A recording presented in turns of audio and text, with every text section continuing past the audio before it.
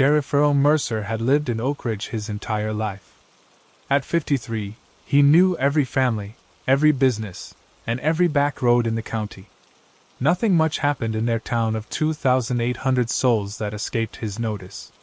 So when travelers started reporting strange occurrences at the Pine Grove Inn, the only motel within 20 miles, Earl took personal interest in the complaints.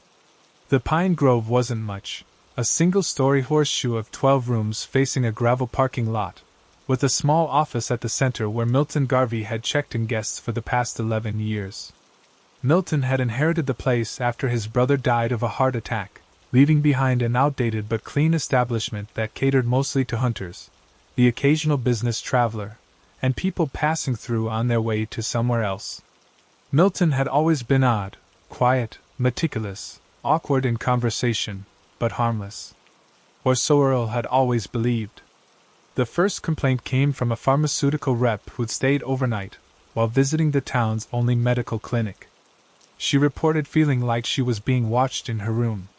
When she called the front desk to report unusual noises in the walls, Milton had arrived at her door within seconds, as if he'd already been nearby, listening. She checked out at 2 a.m., preferring to drive an hour to the next town rather than spend another minute at the Pine Grove. The second complaint came 2 weeks later, a couple claiming personal items had been moved while they were out to dinner. Nothing stolen, just rearranged. The woman's hairbrush relocated from her toiletry bag to the bathroom sink. The man's wallet shifted from the bedside table to the desk. By the third complaint, a businessman who discovered his laptop had been accessed while he showered, Earl couldn't ignore the pattern. Especially since Harold Fisher at the hardware store mentioned that Milton had recently purchased an unusual amount of electronic equipment. Cameras, microphones, all sorts of gizmos I didn't even recognize, Harold told Earl over coffee at the diner. Said he was upgrading the motel's security system. Asked a lot of questions about installation in tight spaces, behind walls and such. That afternoon, Earl drove out to the Pine Grove. The parking lot held just 2 vehicles, Milton's faded blue Buick and a red pickup with out-of-state plates, presumably belonging to a guest. The motel office was empty, a small bell on the counter, and a sign reading, "Back in 5 minutes." Earl waited, studying the office. It was clinically clean, with none of the clutter most small businesses accumulated. The wall behind the counter held a grid of 12 small monitors, currently dark. A security system for a 12-room motel in a town with virtually no crime seemed excessive. The door behind the counter opened, and Milton emerged, pushing his wire-frame glasses up his nose. He startled visibly at the sight of Earl. "Sheriff! Didn't hear you come in." Milton's voice was soft, precise. He was a small man, 50-something, with thinning brown hair and pale eyes that never quite met yours directly. "Afternoon, Milton. Upgrading your security, I see?" Earl nodded toward the monitors. Milton's thin lips stretched into what might generously be called a smile. "Yes, indeed. Can't be too careful these days. What brings you by?" "Heard about some complaints from your guests recently. Thought I'd check in, see if there's anything concerning you." Milton's expression didn't change, but Earl noticed his hands, always meticulously clean, begin straightening items on the counter that didn't need straightening. "Nothing serious," Milton replied. "Travelers can be jumpy in unfamiliar places. Hear normal building sounds and think the worst." "And the gentleman whose laptop was accessed?" A barely perceptible pause. "Must have forgotten he left it on. Had all manner of documents open when he called to complain. I simply assured him our Wi-Fi is secure." Earl nodded, watching Milton's hands continue their unnecessary tidying. "Mind if I take a look at an empty room? County's hosting some officials next month. Might need overflow accommodation." The lie came easily, and Milton's hesitation was noticeable. "Of course," he said finally. "Though we're renovating most of the vacant rooms currently. Only have one that's presentable, number 8. Earl followed Milton across the gravel lot to room 8, noting that it was directly adjacent to the occupied room where the pickup truck's owner was staying. The room was standard motel fare, queen bed with a floral comforter, laminate desk, TV on a particle board stand. It smelled strongly of disinfectant. "Looks fine," Earl said, moving slowly around the space, his eyes scanning walls, ceilings, fixtures. Nothing immediately obvious, but then, Harold had mentioned Milton asking about concealment. "Pine Grove's been here since the 60s, hasn't it?" Earl asked conversationally, running his hand along the wood paneling that dated the place. 1967, Milton confirmed. "My brother bought it in '93. I've made improvements where budget allows." Earl moved to the bathroom, flicking on the light. Standard setup: toilet, pedestal sink, shower with a plastic curtain. The mirror above the sink reflected Milton hovering anxiously in the doorway. "Well, looks satisfactory," Earl concluded. "I'll let the county administrator know it's an option." Milton visibly relaxed, leading the way back to the office.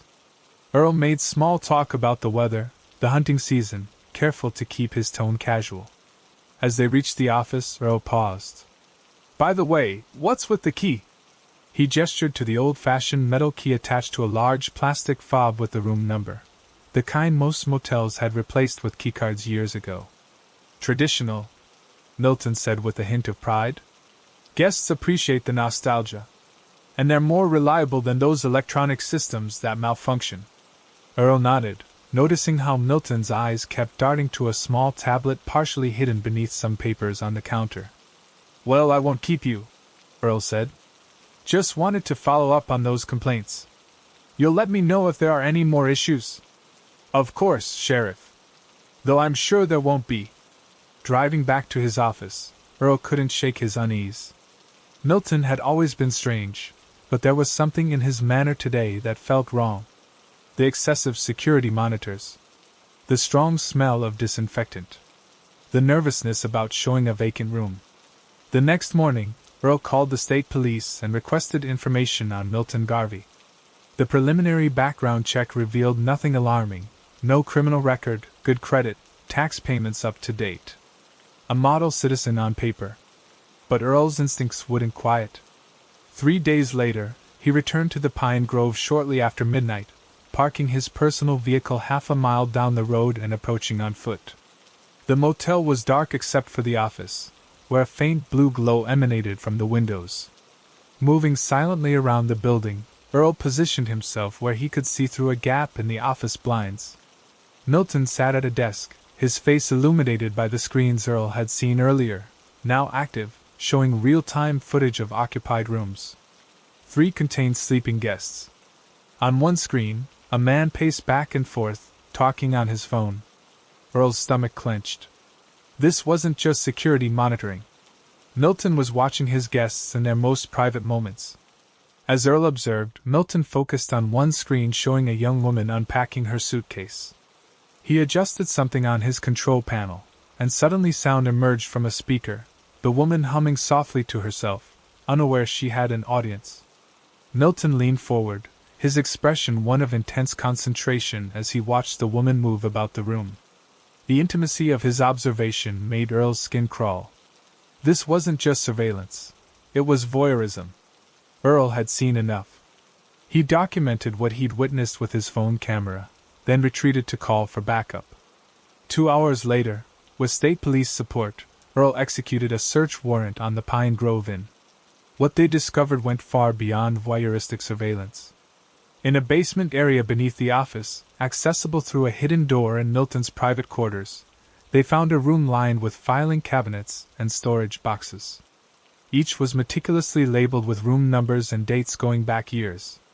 The files contained detailed records of guests, names, addresses, personal habits, conversations transcribed verbatim.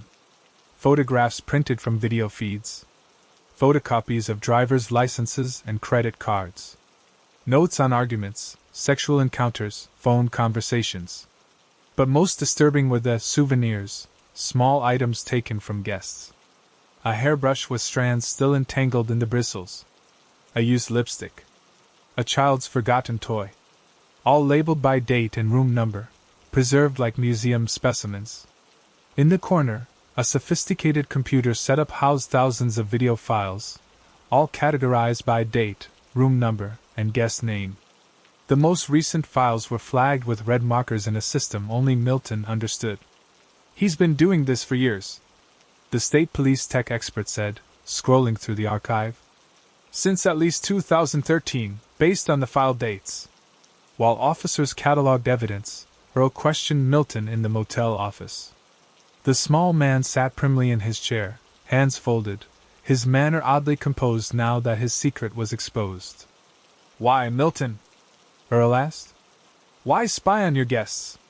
Milton looked genuinely puzzled by the question. "They're so interesting when they think no one is watching," he replied, as if explaining something obvious. "People reveal themselves in private. Their true selves. I've been documenting human behavior in its natural state.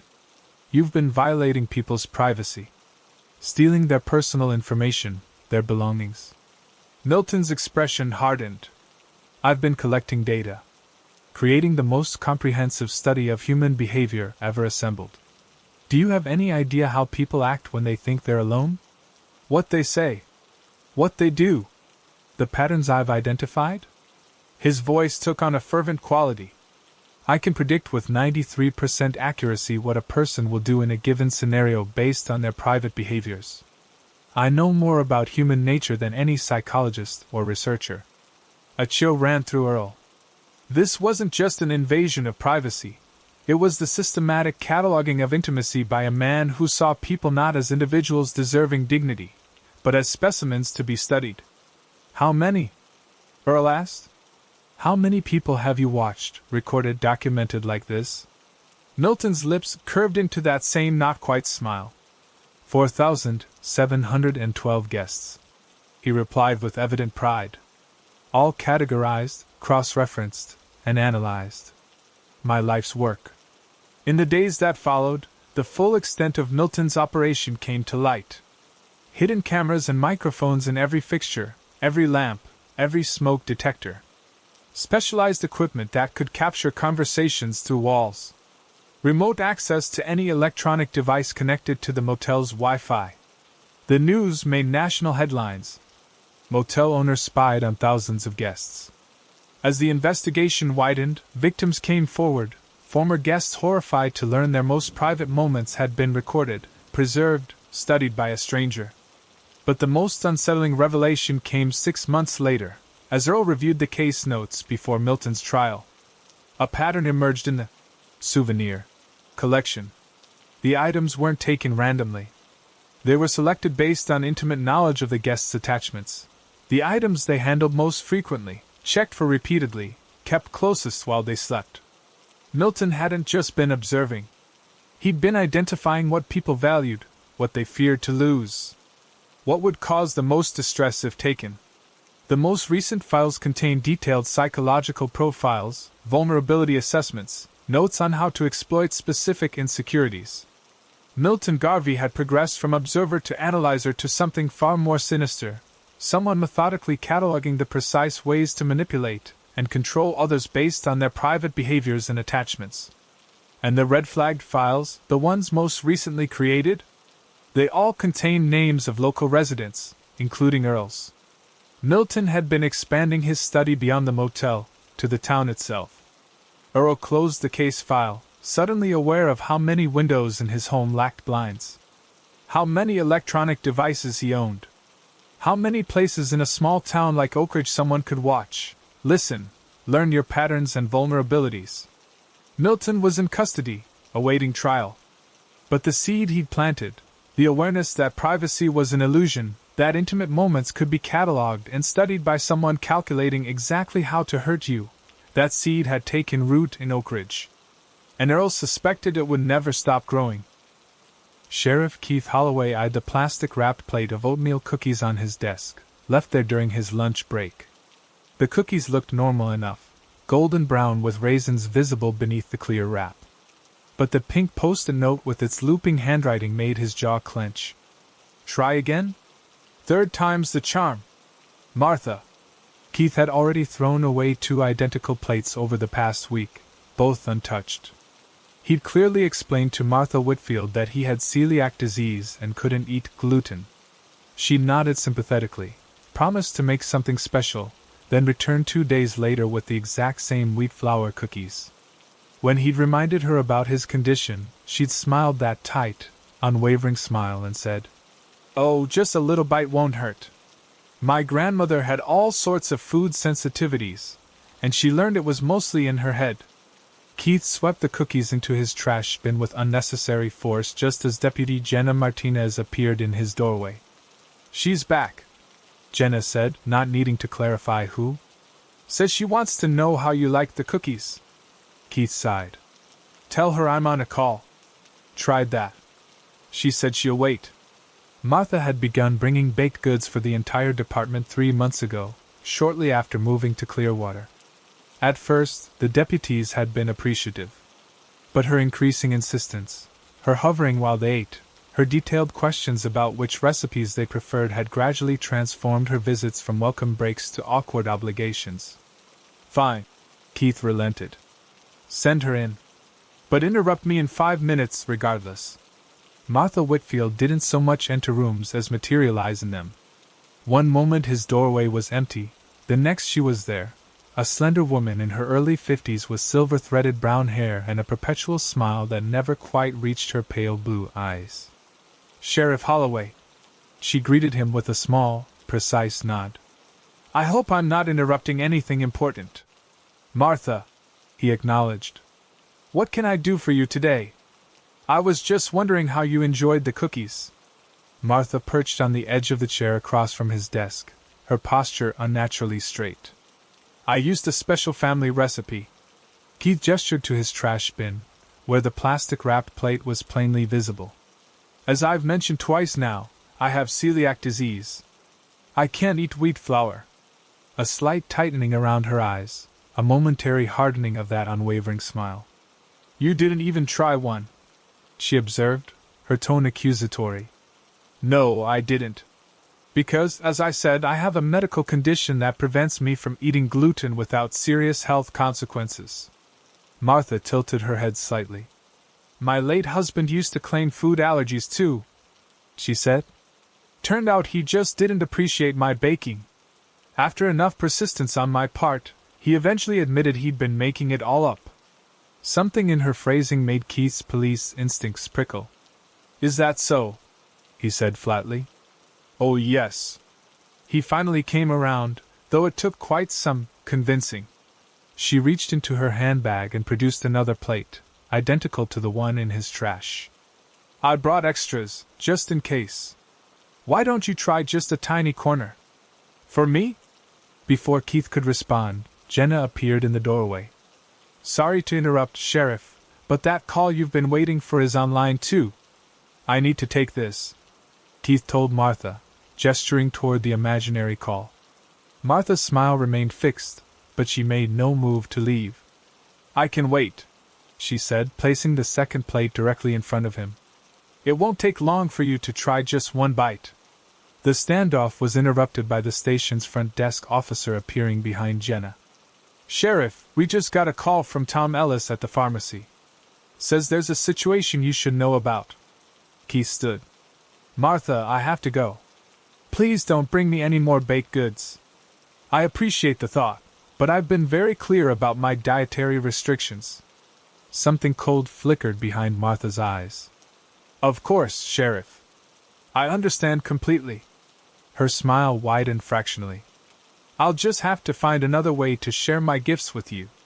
The situation at Ellis Pharmacy was more concerning than Keith had anticipated.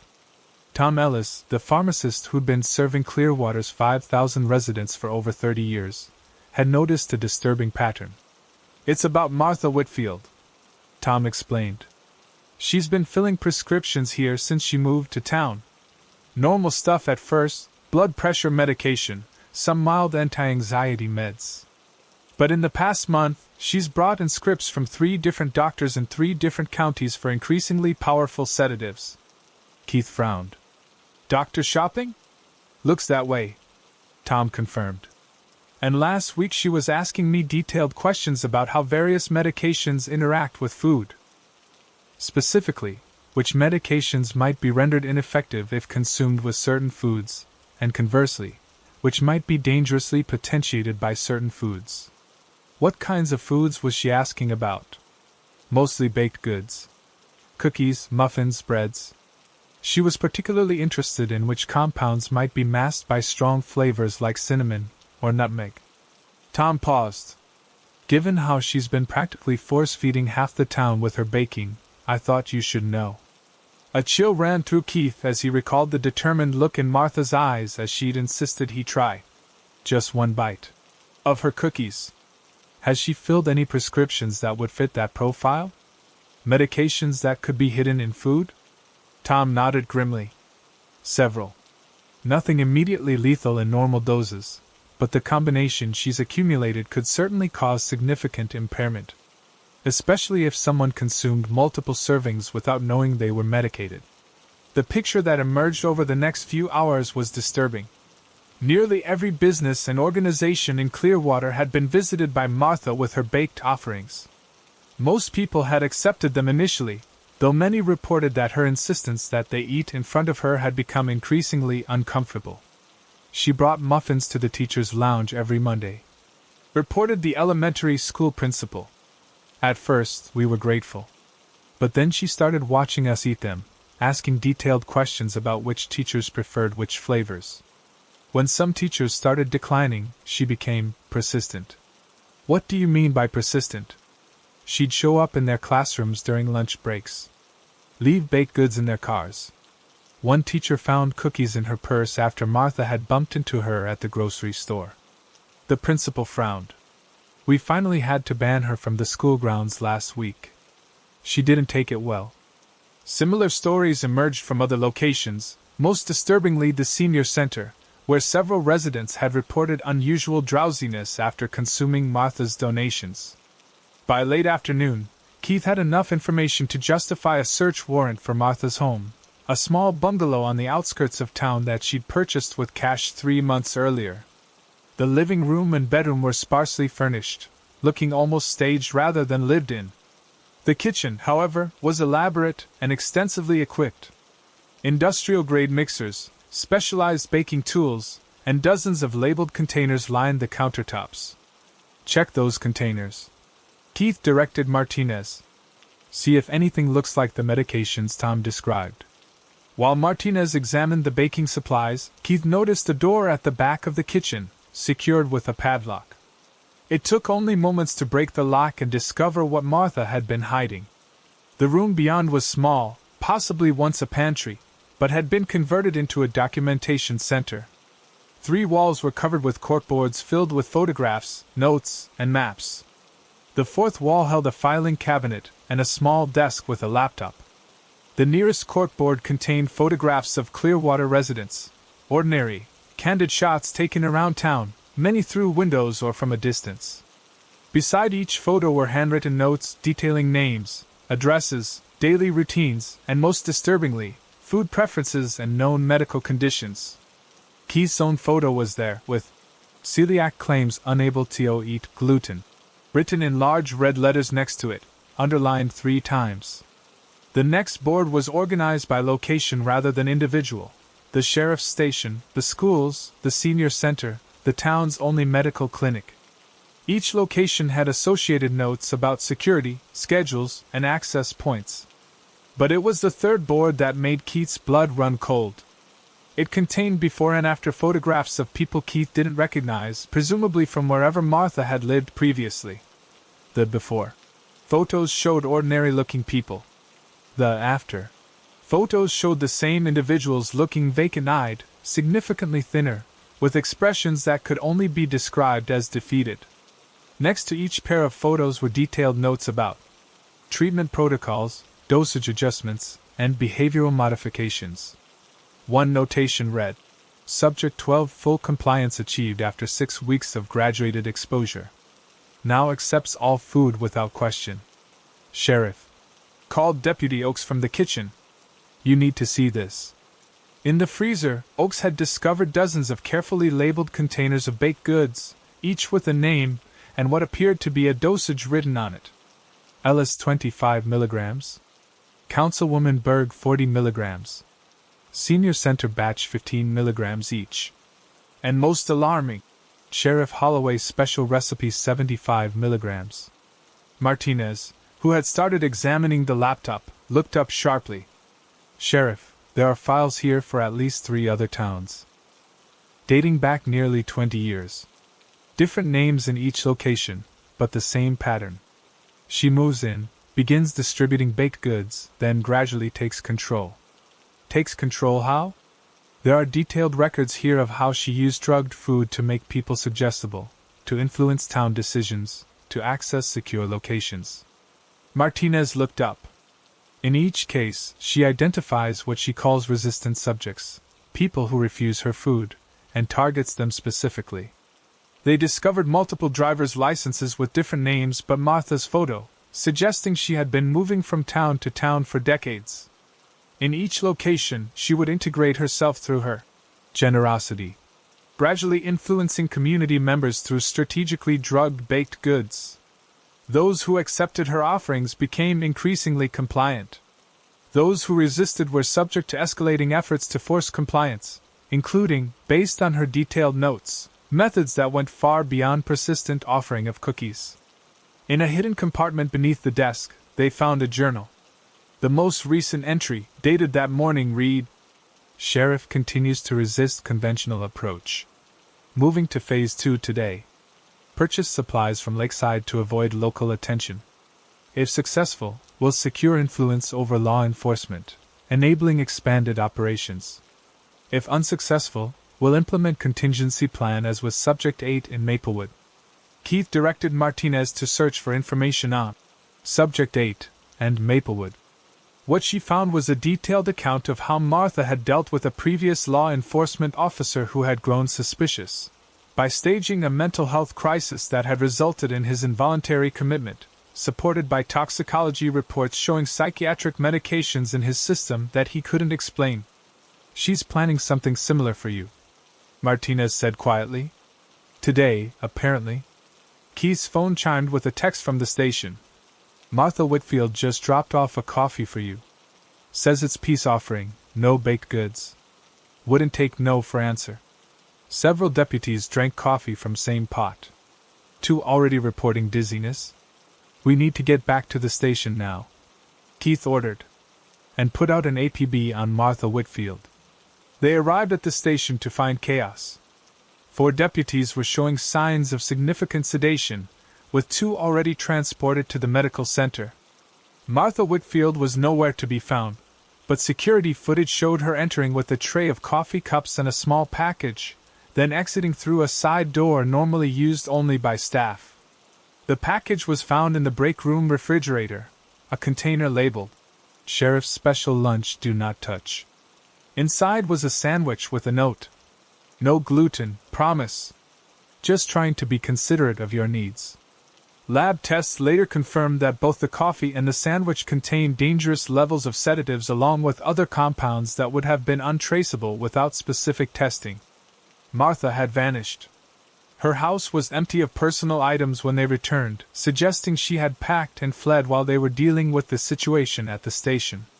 Her car was discovered abandoned at a bus station in Lakeside. 2 weeks after Martha's disappearance, a package arrived addressed to Keith. Inside was a single homemade cookie wrapped in plastic, along with a handwritten note. "Some people just won't accept what's offered to them, no matter how sweetly it's presented. But I'm a patient woman, Sheriff Holloway. I've moved on for now, but we're not finished. In my experience, everyone eventually takes a bite. It's just a matter of finding the right recipe. Until next time. M." The cookie tested positive for enough sedatives to render an adult unconscious within minutes. The package was postmarked from a small town in the neighboring state, population 4,200. Another quiet community where a friendly newcomer bearing gifts would likely be welcomed with open arms, at least initially. Keith picked up his phone to alert the authorities there, knowing he was already too late. Martha Whitfield, or whatever name she was using now, would already be establishing herself, already bringing her baked offerings to local businesses and schools, already identifying those who accepted her gifts gratefully and those who would require special attention. already finding new ways to ensure that, eventually, everyone would take a bite. Millie's Mart sat at the intersection of County Road 26 and Stillwater Lane, the only convenience store for 17 miles in any direction. From the outside, it looked like countless other rural pit stops: a flat-roofed, single-story building with faded signage, 2 ancient gas pumps, and a gravel parking lot that had never seen proper asphalt. Sheriff Dane Mercer pulled his cruiser up to the front of the store at exactly 7:45 a.m., just as he had every Tuesday and Friday morning for the past 9 years. It was an unspoken agreement between him and Ellis Miller, the owner. Coffee would be brewed fresh at 7:30, and Dane would stop by 15 minutes later, before the store officially opened at 8 o'clock. Ellis got company and local gossip. Dane got first crack at the coffee and Ellis's homemade cinnamon rolls without having to interact with any of Fielding County's residents whom he was paid to police. Except this morning, Ellis wasn't waiting by the counter with his usual greeting. The lights were on, the closed sign still displayed, but the door was unlocked when Dane tried it. Strange, but not unprecedented. Ellis occasionally had to use the restroom or check something in the storeroom. "Ellis?" Dane called, letting himself in. The little bell above the door jingled with inappropriate cheeriness in the silent store. No response. The coffee was made, its rich aroma filling the small space. Dane helped himself to a cup, noticing that the usual tray of cinnamon rolls was missing from its spot beside the register. Another oddity. Ellis's rolls were a Tuesday tradition as reliable as the sunrise. "Ellis? You in the back?" Dane called again, louder this time. The store was laid out in a simple rectangle, 4 short aisles of essentials, a wall of refrigerated beverages at the back, a small counter with a microwave and coffee maker for customers, and Ellis's register near the front. The restroom and storeroom doors were located behind the counter, both closed. Dane moved behind the counter, something he never had cause to do before, and knocked on the restroom door. "Ellis? You okay in there?" Silence. He tried the storeroom next. "Ellis? It's Dane." Nothing. The sheriff frowned, an uncomfortable feeling settling between his shoulder blades. Ellis was 73 and lived alone in the apartment above the store. He was in good health for his age, but still, a fall, a stroke, any number of things could have happened. Dane tried the storeroom door. Locked. The bathroom too. "Ellis, if you're in there and hurt, I'm going to need to break the door," he called. "Give me a sign if you can hear me." The store remained silent except for the soft hum of the refrigeration units. Dane was considering his options when he noticed Ellis's ancient landline phone on the counter. On impulse, he picked it up and dialed the store's number, which he knew by heart. A phone rang, not from behind either door, but from somewhere in the store itself. Dane followed the sound to the third aisle, where canned goods and pastas were stocked. The ringing was coming from between 2 boxes of macaroni and cheese on the middle shelf. Wedged there was Ellis's cell phone, still ringing with Dane's call. The sheriff ended the call and picked up the phone, his unease deepening. Ellis was practically glued to his ancient flip phone, claiming it was the only reliable way for his distributor to reach him with delivery updates. Returning to the counter, Dane noticed something he'd overlooked. Ellis's daily ledger was open, a pen lying across the page. The last entry, in Ellis's precise handwriting, simply read, 7:36 a.m. They're here again. Back room. Dane felt the hair on his arms rise. Ellis lived alone, ran the store alone. Who were they? Drawing his service weapon, more for his own comfort than from any rational assessment of threat, Dane moved cautiously around the counter again. The storeroom key was always kept in the register drawer. He'd seen Ellis retrieve it countless times when vendors needed access. Sure enough, the small brass key was there, under a stack of receipt paper. Dane unlocked the storeroom door and pushed it open slowly, leading with his flashlight rather than his weapon. The storeroom was exactly as one would expect, metal shelving filled with overstock, a small desk with vendor catalogs and order forms, a back door leading to the alley where deliveries arrived. Nothing out of place, and definitely no Ellis. The bathroom key hung on a nail inside the storeroom. Dane grabbed it and returned to the bathroom door, hoping irrationally that Ellis had simply fallen asleep on the toilet, though that didn't explain the phone between the mac and cheese or the cryptic ledger entry. The bathroom was empty. Dane holstered his weapon and took a deep breath, trying to think logically. Ellis was gone. His car, a 1992 Buick Regal, was still parked beside the building where it always was, visible through the front windows. His phone was in the store. The cryptic note suggested he'd seen someone, or believed he'd seen someone, at 7:36 a.m., just 9 minutes before Dane had arrived. Returning to the ledger, Dane flipped back through the pages, looking for other unusual entries. Ellis used the ledger primarily to track sales and inventory needs, but occasionally noted events like, Mrs. Peterson's boy tried to buy cigarettes again, or, delivery truck got stuck in mud by the east pump. 3 days earlier, Friday, there was another odd entry. 7:22 a.m. saw them watching from the corner again. Different one this time. Shorter. And the Tuesday before that. 7:29 a.m. one by the ice machine. Gone when I blinked. And the Friday before that. 7:58 a.m. found the mark on the storeroom door again. Painted over it again. Dane flipped back further, finding similar entries scattered throughout the previous weeks, becoming more frequent and more detailed the closer they got to the present. With growing concern, Dane checked the storeroom door. Sure enough, on the inside, barely visible beneath a fresh coat of white paint, was a small symbol, a circle with what appeared to be a vertical line through it. The sheriff took out his phone and photographed the mark, then continued his search of the store. Everything else appeared normal. The cash register contained the usual float. The security camera above the door, which Dane knew was non-functional and had been for years, remained in place, its red light dark. He was about to call in Ellis's disappearance when something caught his eye, a small notebook tucked beneath the counter, partially hidden by a stack of paper bags. It wasn't the ledger, which still lay open on the countertop, but a personal journal of some kind. The journal contained dated entries in Ellis's handwriting, growing increasingly erratic over the past 2 months. March 3rd. First noticed them early morning. Thought it was just kids at first, hanging around the edge of the property. But they never come inside, and they're gone when I look directly at them. March 17th. Found the first mark on the storeroom door today. Circle with a line. Painted over it. Didn't tell anyone. April 5th. They're getting closer. Started at the edge of the property. Now they're by the pumps. Sometimes I see them through the windows, just standing there. Always early morning, always gone when I try to look directly. April 12th. Found all the milk cartons turned backward in the refrigerator this morning. Every single one, labels facing away. I know I didn't do it. April 19th. They were inside today. I felt them. Nothing on camera, but the air was different. Colder. Items moved on shelves. That circle mark appearing on interior walls now. April 26th. Tried to tell Sheriff Mercer about it. Words wouldn't come out.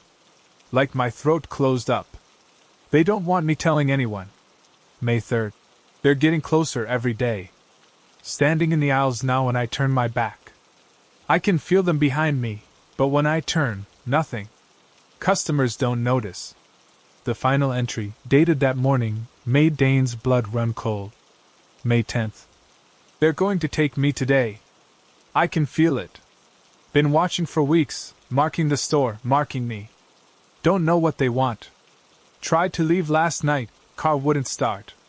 Phone has no signal suddenly. They're isolating me. If anyone finds this, they come at 7:36 exactly. Always precise. Watch for them at the edges of your vision. Once you notice them, they notice you back. Dane checked his watch, 8:17 a.m. He moved quickly to the front door, suddenly eager to be outside in the morning sunlight, to call this in, to have other deputies here to help make sense of Ellis's apparent breakdown and disappearance. The door wouldn't open. He tried again, pulling harder, then checking to see if it was somehow locked, though he knew he'd entered easily enough just 30 minutes earlier. The lock mechanism worked fine, but the door itself seemed fused to its frame, immovable. The back door in the storeroom proved equally immobile. So did the windows, which wouldn't break despite Dane's attempts with a fire extinguisher. It was as if the glass had turned to plastic, absorbing the impact without shattering. Dane's phone showed no signal, just as Ellis had described. The landline emitted a dial tone but wouldn't connect any calls. He was effectively sealed inside Millie's Mart. As the minutes ticked by, Dane became aware of subtle changes in the store. The temperature dropped several degrees. The refrigeration unit's hum changed pitch, becoming lower, almost subsonic. And most disturbing of all, items on the shelves seemed to shift between glances. A can of soup that had been faced label out was suddenly backward. A box of crackers moved from one shelf to another. At 8:36 a.m., exactly 1 hour after Ellis's final ledger entry, the lights flickered. Not the brief flicker of a power surge, but a deliberate pattern, 3 long, 3 short, 3 long. SOS. The security camera above the door, which Dane knew for certain hadn't worked in years, had a blinking red light now. On the counter, Ellis's ledger had closed itself. When Dane hesitantly opened it again, a new entry had appeared below Ellis's last one, in handwriting that was similar but subtly different. 8:36 a.m. We're still here. And now we see you too, Sheriff Mercer. Dane's eyes darted to the security camera, then to the edges of his vision, where shapes seemed to be gathering in his peripheral view, shapes that vanished when he tried to look directly at them. The bell above the door jingled cheerfully, though the door remained closed and the store empty. On the third aisle, where he'd found Ellis's phone, something moved between the shelves, just a shadow, just a suggestion of presence, there and gone too quickly to identify.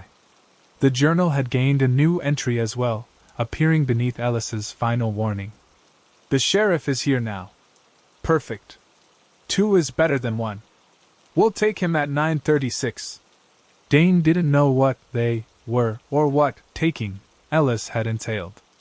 But as he moved through the store, weapon drawn though he had no idea what he would use it against, he became certain of one thing. Ellis hadn't been paranoid or delusional. Something was in Millie's Mart with him, something that could alter physical reality, that could appear and disappear at will, that had been watching and waiting. The hours crawled by with excruciating slowness. Dane tried every possible means of escape or communication. He broke the surveillance camera, only to find it repaired minutes later. He wrote messages on paper and pressed them against the windows, hoping someone driving by would see and investigate, but the few cars that passed never slowed. At 9:35 a.m., 1 minute before the appointed time, all the lights in the store went out simultaneously. The refrigeration units fell silent. Dane stood in the absolute darkness, his back to the counter, service weapon in hand, though he knew instinctively it would be useless. "What do you want?" he asked the darkness, his voice sounding small and muffled, as if the air itself had thickened. The answer came not in words but in sensation, a feeling of being observed from all sides, studied with clinical detachment. The shapes in his peripheral vision solidified, no longer retreating when he tried to look directly at them. They didn't look like anything, yet they looked like everything, forms that shifted between human and not, between solid and vapor, between present and absent. They surrounded him in a loose circle, 7 of them, each marked with the same symbol that had been painted on the storeroom door. And among them, watching with eyes that were no longer entirely his own, stood Ellis Miller. At 9:36 a.m. precisely, they closed in. At 9:37 a.m., Millie's Mart appeared exactly as it always had, a flat-roofed, single-story building with faded signage, 2 ancient gas pumps, and a gravel parking lot. The lights were on, the closed sign had been flipped to open, and behind the counter, someone who looked exactly like Sheriff Dane Mercer arranged pastries on a tray. The bell above the door jingled cheerfully as Deputy Laura Hayes entered for her morning coffee. "Morning, Sheriff," she greeted, approaching the counter. "Ellis not in today?" "Ellis is taking some time off," replied the figure behind the counter, its smile not quite reaching its eyes. "I'll be helping run the store for a while." "Coffee?" "Sure," Laura said, watching as he poured her a cup. "Everything okay?" You seem different this morning. The figure's smile widened fractionally. Just seeing things from a new perspective, it replied, pushing the coffee toward her. Try the cinnamon roll too. It's a special recipe. As Laura sipped her coffee, the figure that looked like Sheriff Mercer watched her with unblinking attention, head tilted slightly as if studying an interesting specimen. Behind it, visible only in the reflective surface of the microwave door, shapes moved at the edges of perception, watching, waiting, noticing anyone who noticed them. The sheriff's convenience store was open for business, just as it had been every day for 30 years. And if the coffee tasted slightly different, if the sheriff's smile never quite reached his eyes, if items on the shelves seemed to move when no one was looking directly at them, well, those were just the quirks of a small-town establishment. Nothing to worry about. Nothing to notice. Nothing to see. Thanks so much for watching. I can't express enough how much your support means. The likes, the comments, it all really helps the channel grow. If you enjoyed the video, make sure to hit that like button and share your thoughts in the comments below. I always take the time to read them. And don't forget to subscribe so you never miss out on any new videos. See you next time.